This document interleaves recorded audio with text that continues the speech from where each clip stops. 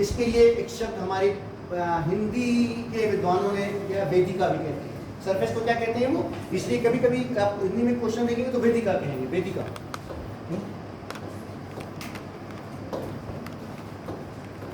वेदिका इसके लिए शब्द यूज किया जाता है, ये सरफेस या कगार जो है।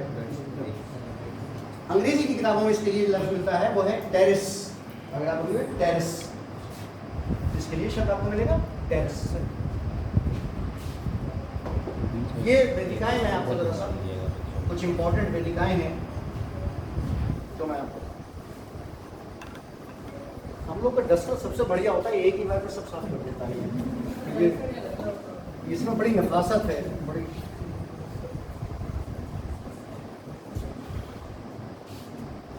ये अच्छा ये कैसे क्यों बनती है? एक क्वेश्चन ये होता है कैसे बनती है? पानी का बहाव कम हो गया, नदी का धारा मुड़ गया, दूसरी तरफ हो गया, जो पत्थर बहा दिया है कि वो वहीं रुक गए, तो इस तरह से क्या होता है वो सरफेस बनते चले जाते हैं, ठीक है, जिनको वेदिका कहते हैं। ये इस काल के हमें जो वेदिकाएं हैं वो कुछ वेदिकाएं हैं उनको आप लिख लीजिए चाहे, इसलिए कि वो सोहन मैंने बताया था ना, जो सोहन का क्षेत्र है यहाँ की ये सबसे इंपॉर्टेंट क्षेत्र है। और इसकी जो वेदिकाएं हैं वो वेदिकाएं आप लिख लीजिए, नहीं सरफेस या टेरेस जिसको हम कहते हैं, ये इसमें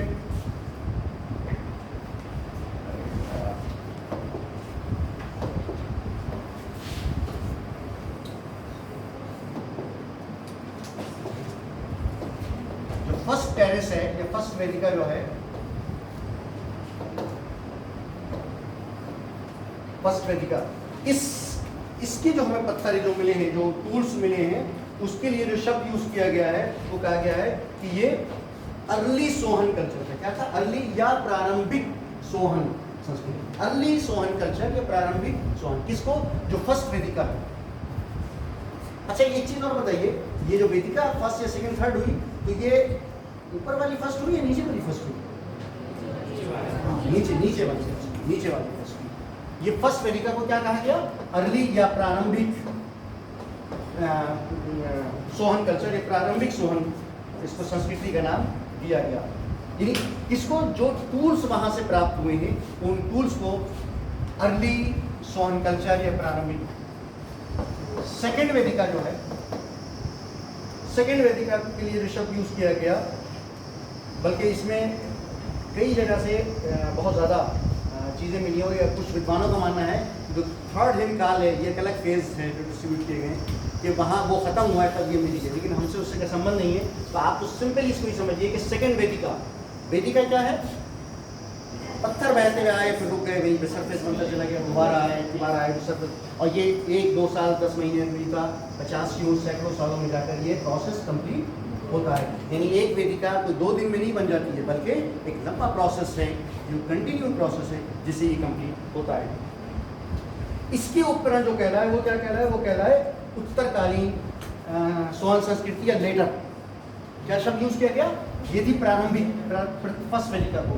सेकेंड वेदिका को कहा गया उत्तरकालीन या लेटर सोहन संस्कृति। जो थर्ड वेदिका है उसका कोई उपकरण प्राप्त नहीं हुआ है। जहां से जितने उपकरण मिले हैं उनमें हमें कोई उस सरफेस के पत्थरों का बना हुआ, उन बोल्ट कांग्रोमेट का बना हुआ हमें कोई उपकरण अभी तक प्राप्त नहीं हुआ है, इसलिए उसको कोई शब्द नहीं दिया गया, उसके लिए कोई शब्द नहीं है।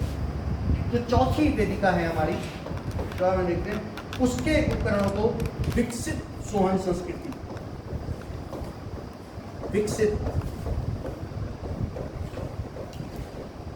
सोहन संस्कृति या डेवलप सोहन कल्चर का उसको नाम दिया गया। थर्ड का कोई उपकरण नहीं मिला, वही बता रहा हूँ।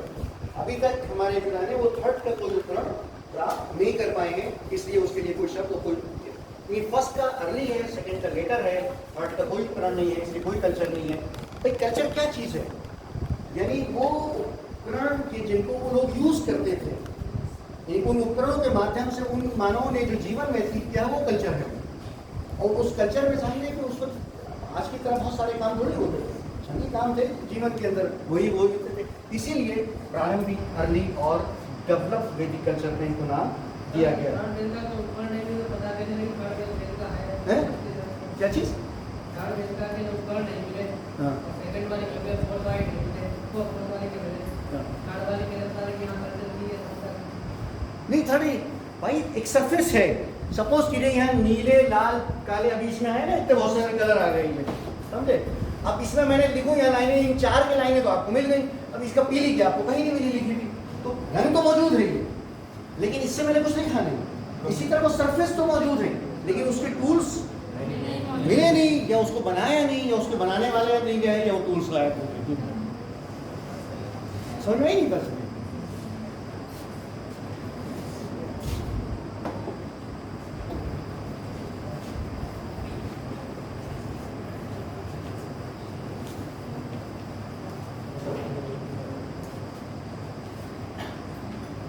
दो तीन चीज़ें और इम्पोर्टेंट है इसमें जो टॉप है, जैसे इस संस्कृति के जो हमें एक्स जो हेड एक्स मिले हैं, वो हमें जो वेस्ट है यानी यूरोप और अफ्रीका के बहुत सारी चीज़ें सिमिलर है किसके इस संस्कृति से। ये जो मेन कल्चर है हमारा, इस संस्कृति के बहुत सारे हमारे टूल्स, इंडिया की बात करें ना हम, तो ये हमें यूरोप और अफ्रीका के बहुत सारे टूल्स के सिमिलर। जैसे मैं खुद अफ्रीका में रहा था, तो वहाँ एक बार गए पहाड़ों पे, वहाँ गए, तो वहाँ पे जो हमारे साथ मैथ स्टूडेंट का था नहीं, आर्कियोलॉजी का जो आदमी था, पत्थर अजीब अजीब निकाल के आया, वो इंडियन था, वो बोला देखो ये हमारे इंडिया में भी ये वाले सेम उपकरण मिले। मैंने कहा यार ये पत्थर तो हमारे मोहल्ले के जो नाला है वहाँ तो वो बोला कि ये तुम्हारी समझ में नहीं आएगा जब तक तुम उसकी देखता तो ये सारी चीज़ें नहीं पाओगे। तो मुझे तो साधारण सा पत्थर लगा था, लेकिन वो जो कि वो स्टूडेंट का था, उसने बताया कि नहीं ये पत्थर सेम उसी चीज़ से बिलोंग करता है, उसी संस्कृति से बिलोंग करता है। एक जगह का नाम आप और लिख लीजिए, ये जो है यूपी के मिर्ज़ापुर इलाहाबाद जिला, जो यूपी का मिर्ज़ापुर और इलाहाबाद का जो ज़िला है हमारा, वहाँ से हमें गुफाओं के अस्तित्व मिले, गुफाओं का यानी केव्स, वो हमें कहाँ से मिले हैं? किस पीरियड की गुफाएं? नेम द वर्ड, इसकी गुफाएं हमें कहाँ से मिली है? मिर्ज़ापुर और इलाहाबाद से। उसके अलावा एक और बहुत इंपॉर्टेंट स्थान है भीमबेटका, या भीमबेटक, हाँ उसके लिए अलग था, रायसीन, रायसीन के पास बना था, वहाँ से भी हमें गुफाओं या केव्स के हमें बहुत सारे प्रमाण मिले। कश्मीर की पहलगाम सुना हुआ, यहाँ पे 1969 और 70 में एक एक्सकैवेशन हुआ, 1969 और 70, इसके जो एक्सकैवेटर थे वो थे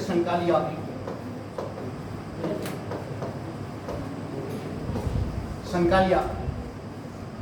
इन्होंने यहाँ से बहुत सारे इसी निम्न पुरा पाषाण काल, लोअर ओल्ड स्टोन एज के हमें बहुत सारे उपकरण हमें कहाँ से मिले? कश्मीर की पहलगाम क्षेत्र से। किसने एक्सकैवेशन किया था 1969-70 में?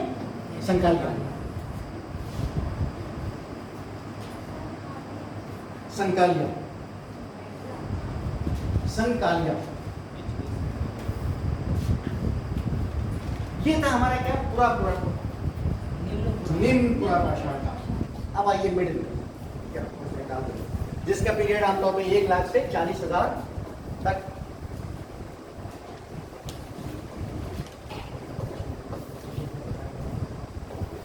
वो तो 25 लाख से 1 लाख साल तक के पीरियड था, और ये 1 लाख से 40,000 तक का पीरियड है।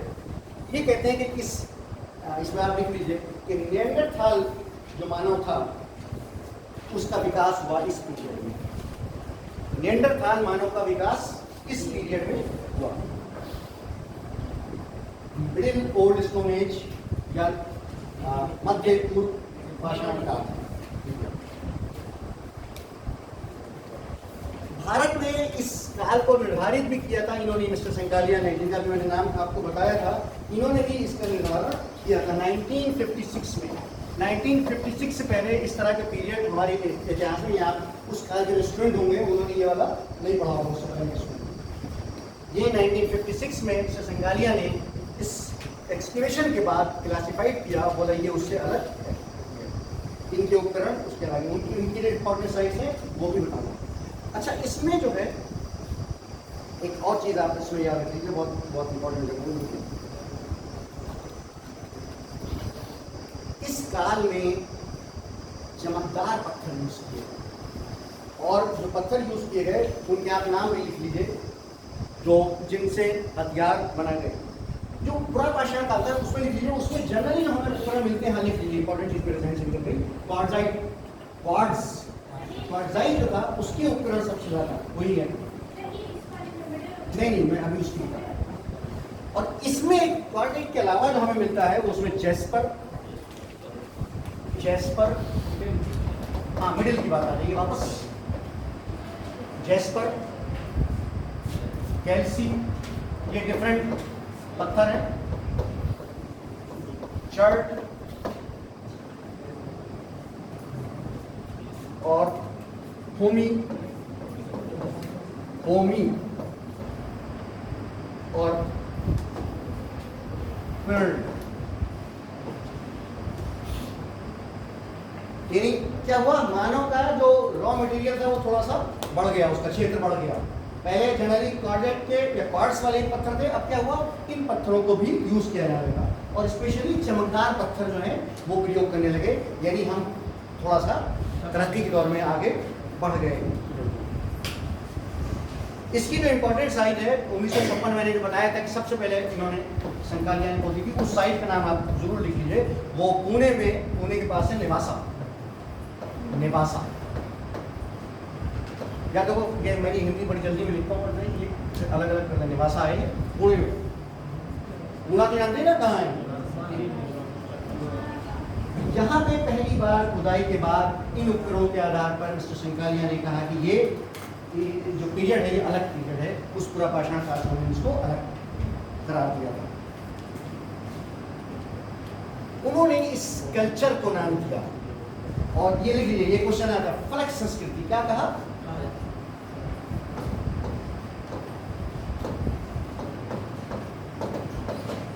फलक संस्कृति, फ्लेक कल्चर, फ्लेक कल्चर कहा गया।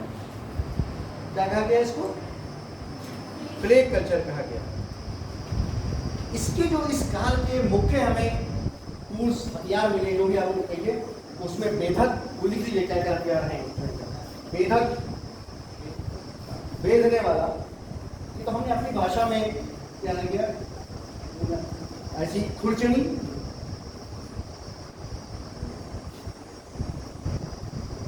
और वही हैंड एक्स, हाथ की कुल्हाड़ी। ये हाथ की कुल्हाड़ी जो मैं समझिए तो आजकल यूज करते हैं, बिल्कुल वैसे नहीं, वो कुल्हाड़ी जैसी चीज थी जिसको नाम दिया गया। क्या है, लेकिन मैंने अभी शुरू में कहा ना कि पहले क्या हुआ, जब पहला आदमी ने शुरू किया था तो उसे जो पत्थर मिला उसने उसी से हथियार शुरू किया। भाई आप अगर अचानक लड़ाई हो जाए तो सबसे पहले जो हाथ में आएगा वही मारेंगे, और प्लान करके जाएंगे तो आप सही वाला हथियार लेके जाएंगे। फिर जैसे जैसे आगे बढ़े, आवश्यकता बढ़ी, तो हमने उसी हिसाब से टूल्स बनाने अपने आरंभ शुरू कर दिए। तो पहले मैंने बताया था किस पत्थर से, बाद में दूसरे पत्थरों से, इसी प्रकार से हमारे जो हथियार थे उनका क्षेत्र भी बढ़ गया। पहले 2-4 टाइप के थे, अब हमें डिफरेंट टाइप के हमें चीज़ें मिलने लगी। इस पीरियड के मुख्य स्थल, इंपॉर्टेंट साइट्स वो भी लिख लीजिए। इस पीरियड की इंपॉर्टेंट साइट्स हैं ताप्ती नदी की घाटी, उसकी तराई, नर्मदा घाटी,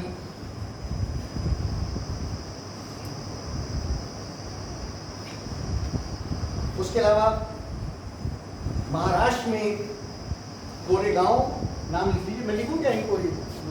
कोरेगांव, चंद्रेली और शिकारपुर, ये महाराष्ट्र के 3 स्थान हैं। ये इंपॉर्टेंट साइट्स किसकी है? यस,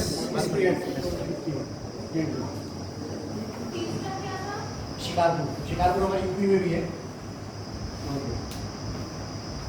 इसके अलावा जो गोदावरी घाटी, वहाँ के भी कुछ स्थान हैं, उनके नाम भी आप लिखिए। बेल, सिंपल जो बेल होती है, नाम है पढ़ारी,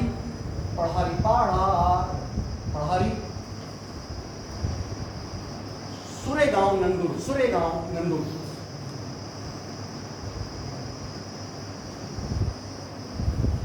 ये इस काल की हमें, हाँ, सुरेगांव, नंदुर, नंद से नंदुर।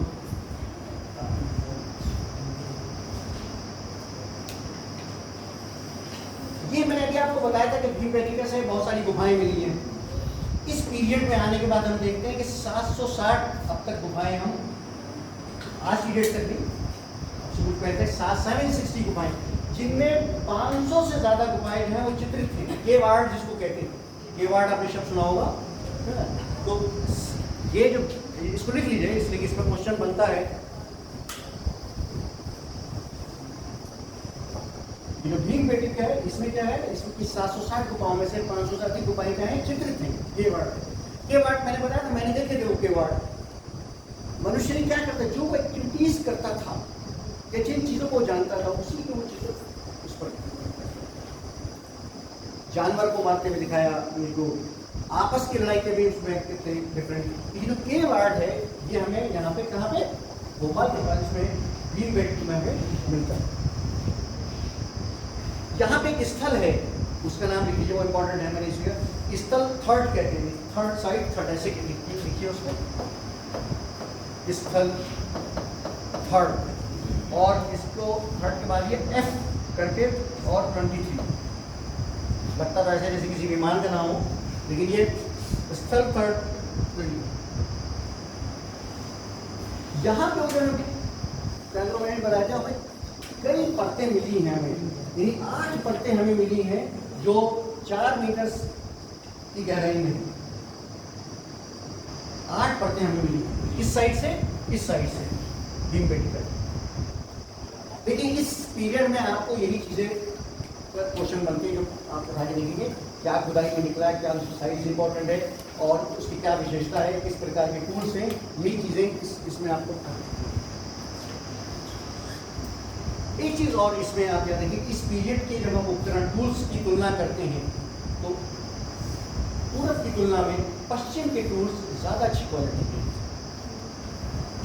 पश्चिम के टूल्स जो है वो ज्यादा अच्छी क्वालिटी के हैं, अच्छे पत्थर के, और ज्यादा उनके ऊपर मेहनत करके उनको बनाया गया था, या वो समय की मार से बचे रहे, वो अच्छी अवस्था में, अच्छी शक्ल में हमको अभी तक प्राप्त हुए।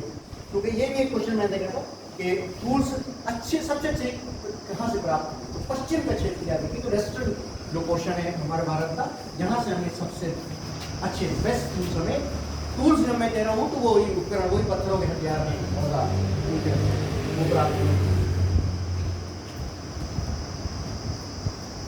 ये पीरियड वो है कि जहाँ पे हम देखते हैं कि मानव गुफाओं में भी बड़े स्तर पर रहने लगा, आग का प्रयासी प्रयोग बड़े स्तर पर करने लगा। और इसके साथ साथ हमें इस पीरियड में एक चीज़ और वो भी लिखी, तो क्या कहते हैं मरने के बाद जो क्रियाक्रम किया जाता है, संस्कार किया जाता है, हाँ, वो जो है उसके भी हमें इस खुदाई के लिए प्रमाण मिले, कमीशन के प्रमाण हमें मिले इस पीरियड में। इस पीरियड में इसको आप लिख लीजिए, ये हमें पहली बार इसके प्रमाण हमें इसमें मिले बड़े स्तर पर, क्रिमेशन के बड़े स्तर पर हमें वहाँ मिले, कब्रिस्तान मिले हैं हमें बहुत से डिफरेंट साइट्स से, जिसमें इस भीमबेटका साइट्स पर भी मिले हैं।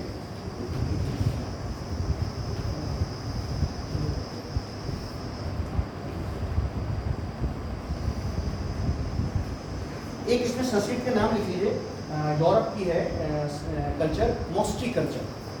कौन सा? मोस्ट्री कल्चर, यूरोप का मोस्ट्री कल्चर जो है, ये वेस्टर्न यूरोप का मोस्ट्री कल्चर है।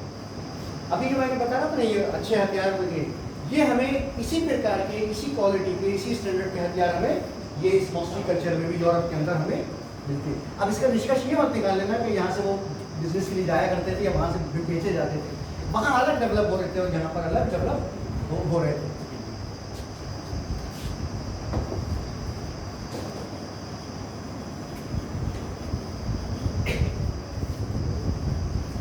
इसमें कुछ क्लियर करने का भी होता, पूरा एक ही बार में बोर्ड साफ होना सर वो राइट कॉर्नर में डिलीट का बटन होता है, वो छू के देखिए यार, छू के मत दिखाओ कि करोड़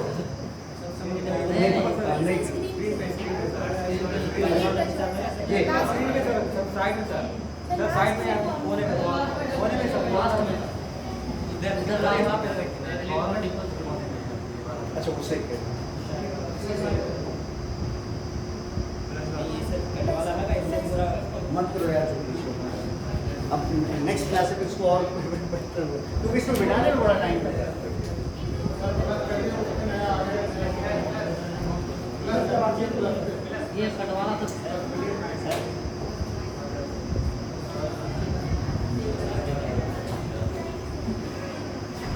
अब आइए इसमें हम इसको ये हमारा ये पूरा पाषाण काल जो है इसका थर्ड पार्ट यानी अपर या उच्च पूरा पाषाण काल, यानी अपर हमारा ओल्ड स्टोन एज है वहां पे बढ़ता है।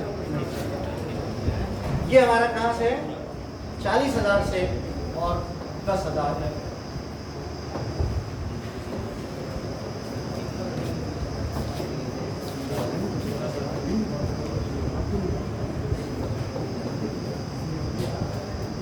नहीं प्लीज आप लोगों को बोलने लगो, मेरा बोलना बेकार हो जाएगा।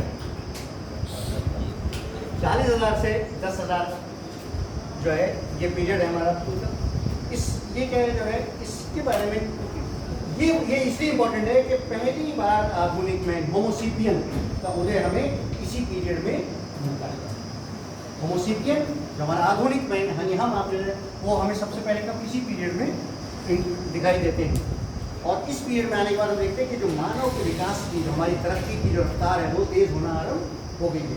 इससे पहले जो प्रोसेस था वो स्लो प्रोसेस में चल रहा था, लेकिन इस पीरियड में आने के बाद हमने तेजी से चीज़ों को विकसित करना आरंभ कर दिया।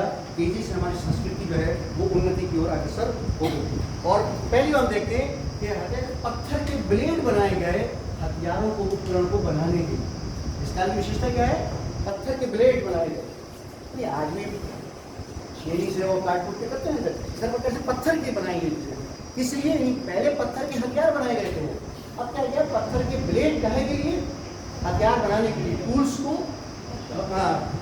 बनाने के लिए। इसमें हम देखते हैं कि चाकू और एक चीज़ और स्पिरिट की वो भी बढ़िया है। पत्थर के साथ साथ हड्डी और हाथी दांत के टूल्स भी हमें इस काल में मिले। पत्थर के साथ साथ क्या हड्डी और हाथी दांत,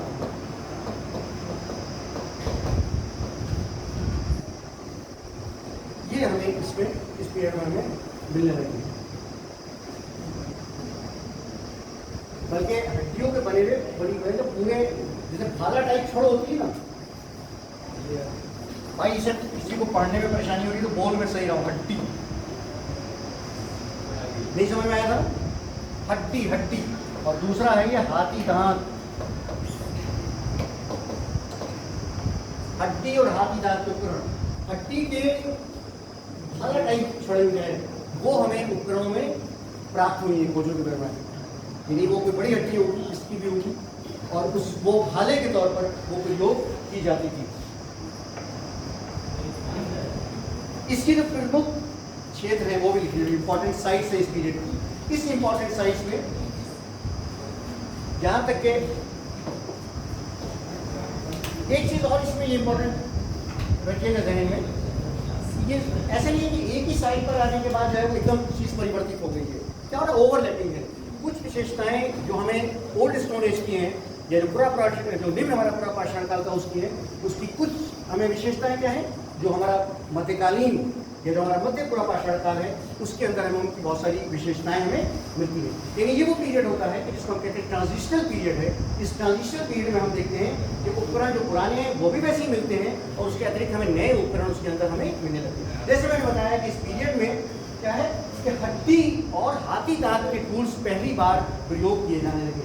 यानी आधुनिक मैन होमोसेपियन जो था उसका एक बड़ा कारनामा इस पीरियड में क्या है कि उसने हड्डी और आदि अब तक केवल पत्थरों के बनते चले आ रहे थे, लेकिन अब पत्थरों के साथ क्या हुआ, पहली बार हड्डी और आदि दांत के उपकरण। अब इसमें जो इसकी मुख्य साइट्स हैं, इंपॉर्टेंट साइट्स जहाँ से हमें इसके स्थल प्राप्त हुए हैं, वो मुख्य साइट्स आप लोग उनको लिखेंगे, इसलिए कि वो आपको याद रखनी पड़ेगी जो इसकी मुख्य साइट्स हैं। इन मुख्य साइट्स में देखिए और अभी जो उत्तर प्रदेश है ना, इसमें आप देखिए कि उस काल में मैंने बताया था मिर्जापुर और इलाहाबाद में हमें निम्न पोषण काल, उच्च पोषण काल में भी हमें बड़ी संख्या में यहाँ जो वेस्टर्न यूपी से हमें टूल्स मिलते हैं।